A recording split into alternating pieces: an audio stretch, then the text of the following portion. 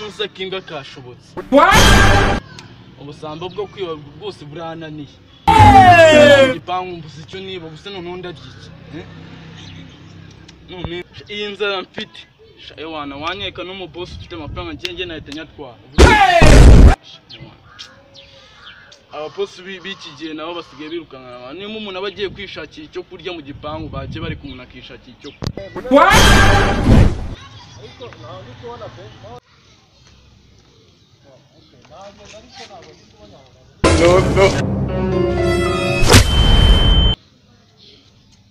Turimo gukora ku kazi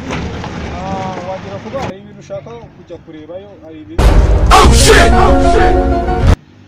boss ufite ibikoresho byiza ufite agapantaro ka black none ugeze ku ishati yo ni white n'umweru ikarufite iki nko munsi y'inkuru ariko nako nako inzo nziza cyane ibintu byose nabwo urabona inkweto ari nziza cyane n'ire shanizo nziza muza kugira muhitemo. It was at this moment he knew. Kucyurwara mu mwamwe bitabi mukaza guhagira ku bantu bafite stress z'akazi mukaza kubahagira toka nawe ngenye nari mwebwe mushoborwa na polisi kanyihamagara isi gutwara mbose ndakwiyamye ceceka mbose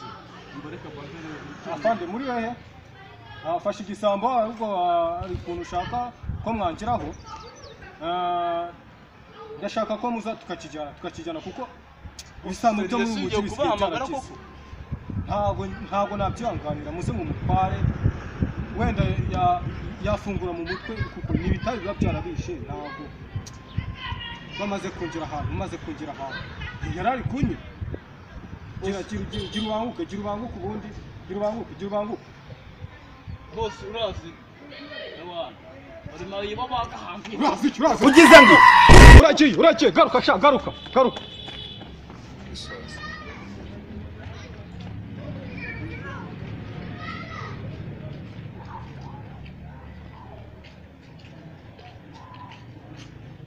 gera byo ngegera zanshaka uryo byo zitakoreye